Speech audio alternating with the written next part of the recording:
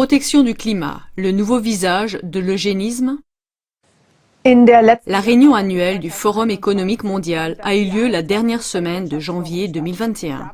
Dans leur discours, la chancelière allemande Angela Merkel, la présidente de l'UE Ursula von der Leyen et la militante pour le climat Greta Thunberg ont appelé à une accélération internationale en matière de protection du climat et de l'environnement. Les trois femmes étaient toutes d'accord sur le fait que des actions concrètes étaient nécessaires dès maintenant dans la lutte pour un meilleur climat. En conséquence, l'UE a déjà révélé son objectif climatique décidé fin 2020.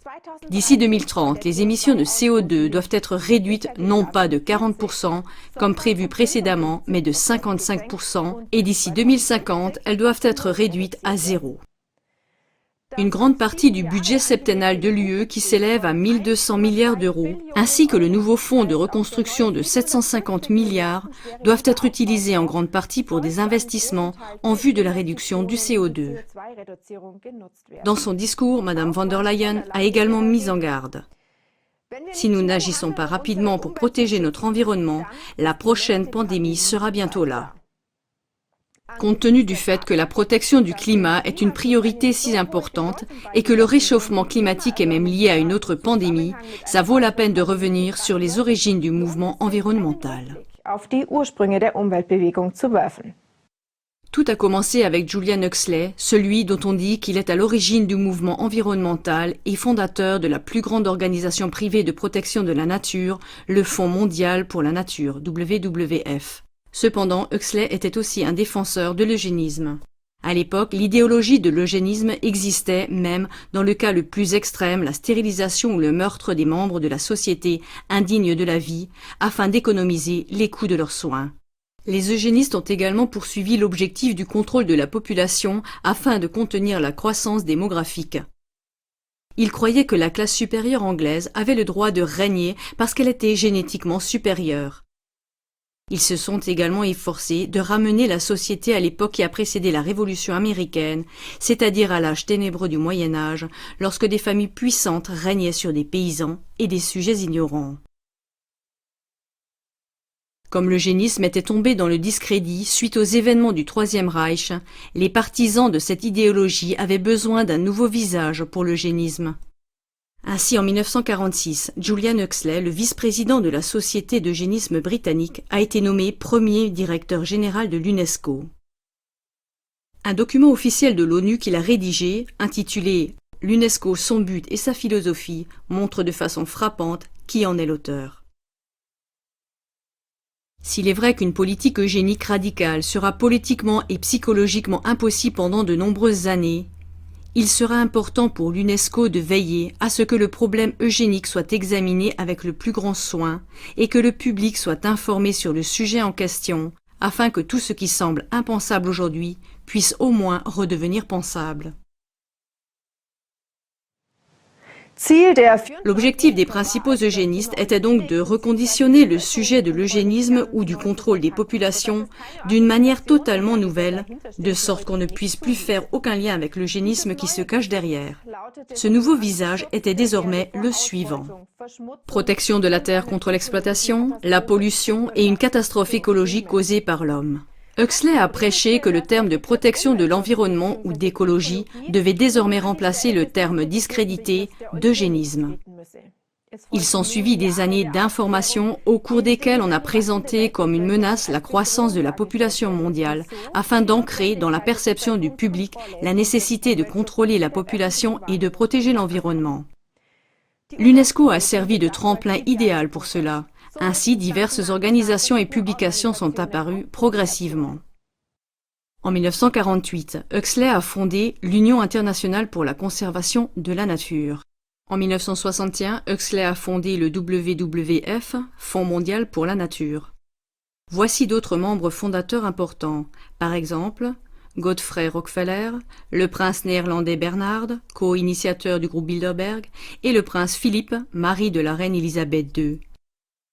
Ils étaient tous unis par un objectif commun, mobiliser l'opinion publique et éduquer le monde sur la nécessité de la protection. En 1969, le gouvernement américain de l'époque, dirigé par le président Nixon, a publié le rapport intitulé « La croissance démographique et l'avenir américain, qui a été préparé sous la direction de John D. Rockefeller, dont la famille a largement contribué au financement et à la promotion de l'eugénisme. La citation suivante montre qu'il s'agissait de toute évidence de lever le tabou de l'eugénisme. La population ne peut pas continuer à croître indéfiniment. Personne ne remet cela en question. Et nous avons dit dans nos conclusions que nous pensons que la nation devrait maintenant être favorable à un chiffre de population stabilisé et planifier cela. En 1972, la première conférence internationale pour l'environnement s'est tenue à Stockholm. Aujourd'hui encore, on considère qu'il s'agit d'un jalon dans l'histoire du mouvement environnemental moderne et du début de la politique environnementale internationale. Elle était présidée par Maurice Strong, un homme du monde pétrolier international et ami proche de David Rockefeller. Depuis lors et dans les dernières décennies, le mouvement environnemental s'est concentré sur d'autres sujets de crise tels que les pluies acides, le trou dans la couche d'ozone, les forêts tropicales, etc. Enfin, en 1988, le GIEC a été créé. Les rapports produits par le Conseil pour le climat ont servi de source faisant autorité pour les médias et de nombreux autres porte-paroles du réchauffement climatique, comme l'ancien vice-président américain Al Gore. Depuis lors, la question du réchauffement climatique et de la réduction des émissions de CO2 qui lui est associée est devenue de plus en plus importante, de sorte qu'elle est aujourd'hui un sujet majeur dans la politique ainsi que dans les réunions des élites dirigeantes, fermant ainsi la boucle de l'eugénisme. Car si la réduction des émissions de CO2 est appliquée comme prévu, elle équivaudra à une désindustrialisation insidieuse. Sur le plan économique, cela nous ferait reculer de plusieurs décennies, voire de plusieurs siècles, et entraînerait inévitablement une réduction de la population. Ces arrière-plans énumérés sur les origines du mouvement de protection de l'environnement et du climat montrent de manière impressionnante qu'il est important d'être vigilant et de porter un regard critique sur la protection du climat propagée à grand bruit. Der große Wunsch von Prinz Philipp ist eine Pandemie. Le grand souhait du prince Philippe est une pandémie. Il l'a exprimé à l'agence de presse allemande en 1988. Si je suis réincarné, je voudrais que ce soit en virus mortel pour aider à résoudre le problème de la surpopulation.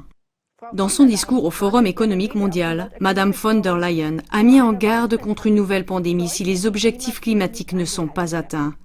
Se pourrait-il que derrière le mouvement climatique se cache encore le plan perfide des eugénistes qui, bien qu'apparaissant sous une nouvelle apparence, ne poursuivent finalement pas la protection de notre environnement, mais plutôt l'objectif de réduire l'humanité? Vous pouvez également trouver plus d'informations à ce sujet dans notre émission « Les Georgia Guidestones ». Chers téléspectateurs, pensez-vous également que le public devrait être informé des véritables racines et des tireurs de ficelles inhumains du mouvement de protection de l'environnement et du climat? Alors aidez-nous en diffusant cette émission sur tous les réseaux sociaux. Merci beaucoup. Vielen Dank.